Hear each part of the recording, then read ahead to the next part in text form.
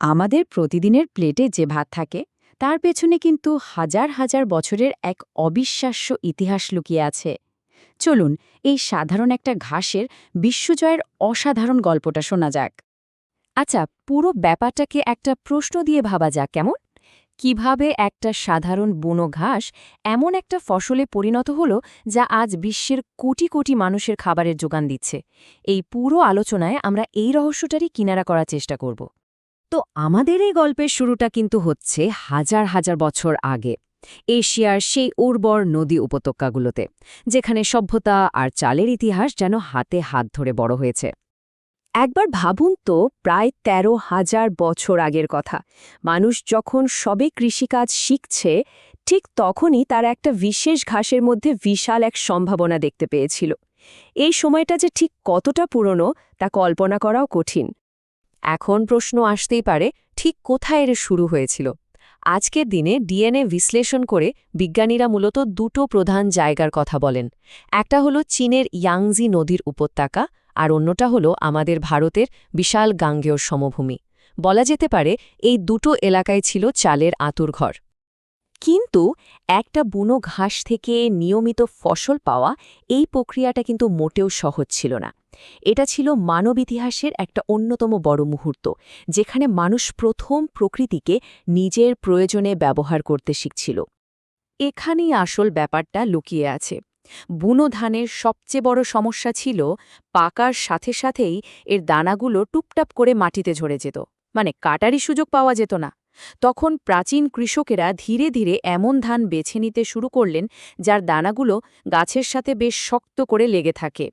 এই ছোট্ট একটা জিনগত পরিবর্তনই কিন্তু বুনো ঘাসকে একটা নির্ভরযোগ্য খাদ্যশস্যে পরিণত করেছিল।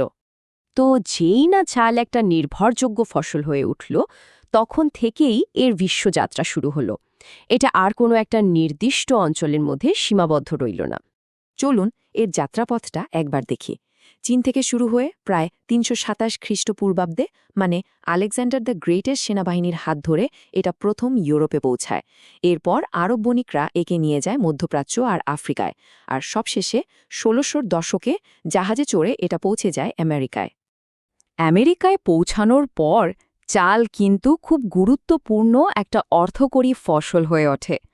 আর এর চাষাবাদের ইতিহাসটা সেই সময়ের দাস ব্যবসার এক মর্মান্তিক ইতিহাসের সাথে ওতপ্রোতভাবে জড়িয়ে পড়েছিল। চালের এই যাত্রাটা কিন্তু শুধু এক মহাদেশ থেকে আরেক মহাদেশে যাওয়ার মধ্যেই থেমেছিল না। এটা ধীরে ধীরে মানুষের সংস্কৃতি আর সমাজের একদম গভীরে ঢুকে পড়েছিল, আর আমাদের জীবনযাত্রাকেই নতুন একটা রূপ দিয়েছিল।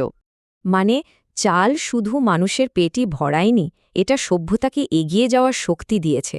প্রাচীন জাপানে তো এটা মুদ্রার মতো ব্যবহৃত হতো। আবার আমাদের দিকেই দেখুন, পূজা পার্বণ থেকে শুরু করে নবান্ন বা পিঠাপুলির উৎসব, চাল ছাড়া কি ভাবা যায়?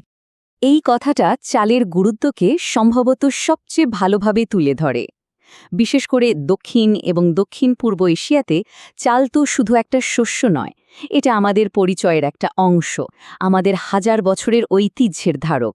বেশ, এবার গল্পটাকে একটু আধুনিক যুগে নিয়ে আসা যাক, কারণ এখানেই বিজ্ঞান এই প্রাচীন শস্যের ইতিহাসে এক বৈপ্লবিক পরিবর্তন নিয়ে আসে। বিংশ শতকের মাঝামাঝি সময়ে বিশ্বজুড়ে খাদ্য সংকট মেটানোর জন্য একটা বিরাট আন্দোলন শুরু হয়েছিল, যেটাকে বলা হয় সবুজ বিপ্লব। এর একটাই লক্ষ্য ছিল যে কোনো মূল্যে কৃষি উৎপাদনকে কয়েক গুণ বাড়িয়ে তোলা। আর এই সবুজ বিপ্লবের সময়েই বিজ্ঞানীরা এক যুগান্তকারী কাজ করে ফেলেন। তারা IR-8 এর মতো উচ্চ ফলনশীল ধানের জাত উদ্ভাবন করেন। এই একটা উদ্ভাবন চালের উৎপাদনকে এমন পর্যায়ে নিয়ে গিয়েছিল যে এশিয়ার অনেক দেশ ভয়াবহ দুর্ভিক্ষের হাত থেকে বেঁচে যায়। তাহলে এই দীর্ঘ যাত্রার ফল কি দাঁড়ালো? আজ চাল বিশ্বের প্রায় অর্ধেক মানুষের প্রধান খাবার। একটা সাধারণ বুনো ঘাস থেকে শুরু করে এই পর্যায়ে পৌঁছানোটা সত্যিই এক মহাকাব্যিক সাফল্য। এই প্রাচীন শস্যটা হাজার হাজার বছর ধরে মানব সভ্যতাকে টিকিয়ে রেখেছে, এটা ঠিক। কিন্তু প্রশ্ন হল, আগামী দিনে এই বাড়তে থাকা জনসংখ্যা আর জলবায়ু পরিবর্তনের মতো চ্যালেঞ্জের মুখে দাঁড়িয়ে চাল কি আমাদের ভবিষ্যৎকেও একইভাবে সুরক্ষিত রাখতে পারবে? প্রশ্নটা কিন্তু ভাবার মতো।